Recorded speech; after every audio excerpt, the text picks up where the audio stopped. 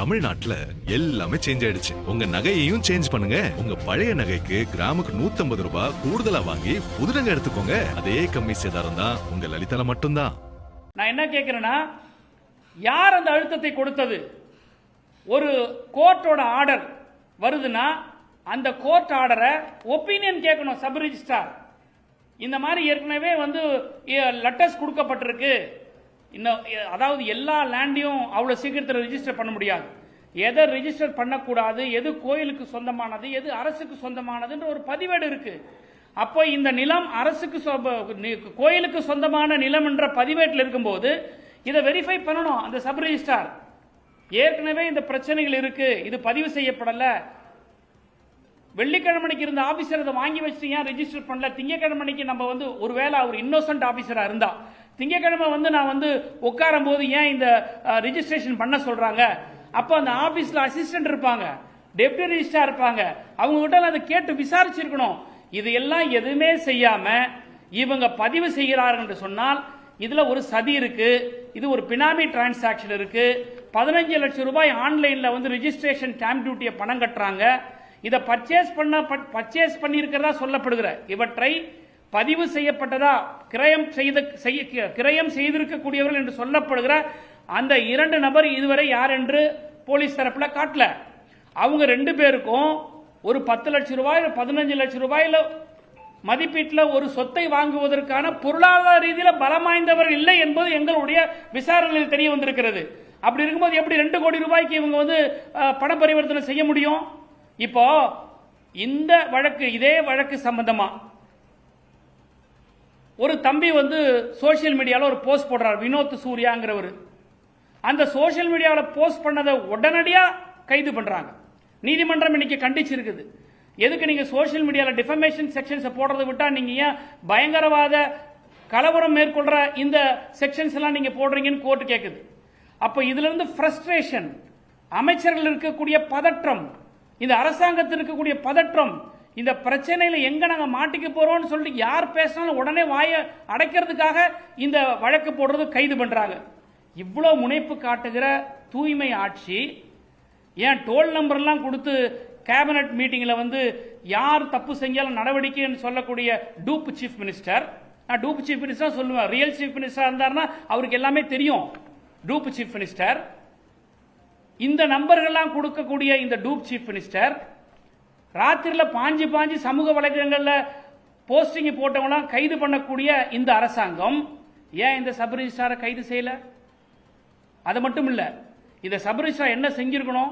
இப்படிப்பட்ட ஒரு தீர்ப்பு வந்ததுன்னா கவர்மெண்ட் பிளேட்டர்ட்ட ஒப்பீனியன் வாங்கிருக்கணும், டிஸ்ட்ரிக்ட் ரெஜிஸ்ட்ரார் கிட்ட கேட்டிருக்கணும்.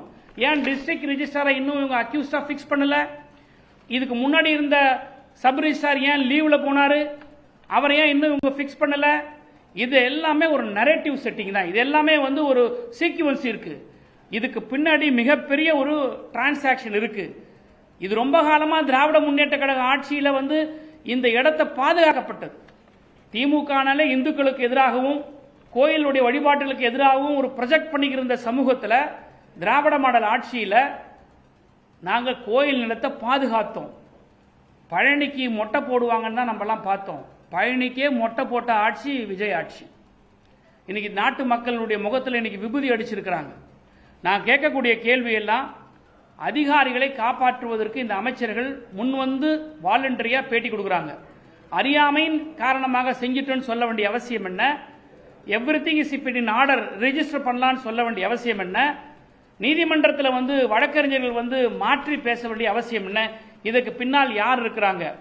இந்த சதி செயலில் யார் ஈடுபட்டு இருக்கிறாங்க? யாராவது ஒருத்தர் சப் ரிஜிஸ்டர் ஆபீஸ்ல போயிட்டு ஒரு டாக்குமெண்ட் கொடுத்துட்டு கோர்ட் ஆர்டரே வச்சிருந்தா கூட, கண்டெம்ட் வரைக்கும் போனா கூட ரிஜிஸ்டர் பண்ணாத டிபார்ட்மெண்ட் எப்படி இதை ரிஜிஸ்டர் பண்ணுது? இதனுடைய உண்மைத்தன்மையை விசாரிக்க வேண்டிய அவசியம் இவங்களுக்கு ஏன் ஏற்படல? ஏன் கவர்மெண்ட் பிளேட்டர் கிட்ட இவங்க ஒப்பீனியன் வாங்கல? ஏன் மேல அதிகாரிகள் கிட்ட இப்படிப்பட்ட ஒரு தீர்ப்பு வந்திருக்கு, ஏற்கனவே HRNC டிபார்ட்மெண்ட்ல இருந்து நமக்கு லெட்டர் வந்திருக்கு, இதை நான் என்ன செய்யட்டேன்னு ஏன் அந்த அதிகாரி கேட்கல? ஏன் அவசர கோலத்தில் இதை ரிஜிஸ்டர் பண்றாங்க? இந்த சதிகள் எல்லாம் மறைப்பதற்காக முறுக்க மோந்து பார்க்கிறவரும் புளியாதோரை டேஸ்ட் பண்ணி பார்க்கிறவரெல்லாம் இன்னைக்கு பெரிய வீராவசனம் பேசுறா. என்னமோ அவர் அரசியல் அவருக்கு மிகப்பெரிய அனுபவம் இருக்கிற மாதிரியும் நம்ம நாட்டினுடைய அமைச்சரா அவர் இருந்து மிகப்பெரிய அவருக்கு ஆளுமை இருக்கிற மாதிரி HRNC மினிஸ்டர் அப்படி விளாசுறாரு, அப்படி திருப்பி திருப்பி பதில் சொல்றாரு, ரொம்ப ரோஷமா பதில் சொல்றாரு. அந்த ரமேஷ் மாண்புமிகு அமைச்சருக்கு ரோஷம் இருக்கும்னா ஏன் இந்த பதிவு செய்ய வேண்டிய விஷயத்தை காப்பாற்ற வரணும்? ஏன் நீங்க இந்த வாலண்டரி ஸ்டேட்மெண்ட் கொடுக்குறீங்கன்றத சொல்ல வரணும். அதெல்லாம் இருக்காம ஒரு பெரிய முந்திரி கொட்டை 420 நிர்மல்குமார் மாண்புமிகு சட்டத்துறை அமைச்சர், என்னடா நாட்டு மக்கள் இப்படி பேசுறீங்கன்னு எங்களை நீங்க தப்பா நினைக்காதீங்க. ஒரு அமைச்சர்கள் இன்றைக்கு கோட்டையில் இருந்துகிட்டு அந்த துறை ஆற்றிருந்தது மூர்த்தி கிட்ட இருந்து. என்ன மூர்த்தினா யாரு? ஒரு மாண்புமிகு அமைச்சராக இருந்தார், திராவிட முன்னேற்ற கழகத்தில் ஒரு அரசு பொறுப்பில் இருந்தவர். நாளைக்கு நீங்க இன்றைக்கு அமைச்சராக இருந்தா உங்க அமைச்சராக இருக்கும் போதே ரோட்ல போறவங்க வேற மாதிரி கேட்பாங்க.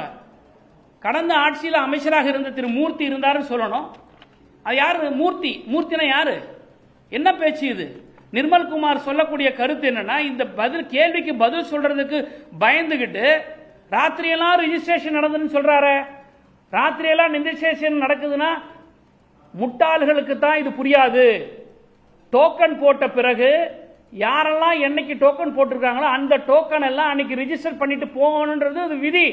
இது கூட புரிஞ்சுக்காத அமைச்சர்கள் இன்னைக்கு நாட்டில் மங்குனி அமைச்சர். பழனி நில விவகாரம் தொடர்பாக அறநிலையத்துறை அமைச்சரின் விளக்கம் ஏற்புடையது அல்ல என்று குற்றஞ்சாட்டியிருக்கிறார் திமுகவின் பரந்தாமன். பழனிக்கே மொட்டை போட்ட ஆட்சி விஜயின் ஆட்சி என்றும் அவர் காட்டமான விமர்சனத்தை முன்வைத்திருக்கிறார். இதில் மிகப்பெரிய சட்டவிரோத பண பரிமாற்றம் நடந்துள்ளது என்றும் அவர் குற்றஞ்சாட்டியிருக்கிறார். தமிழ்நாட்டுல எல்லாமே சேஞ்ச் ஆயிடுச்சு. உங்க நகையையும் சேஞ்ச் பண்ணுங்க. உங்க பழைய நகைக்கு கிராமுக்கு 150 ரூபாய் கூடுதலா வாங்கி புது நகை எடுத்துக்கோங்க. அதே கம்மி சேதாரம் தான் உங்க லலிதால மட்டும்தான்.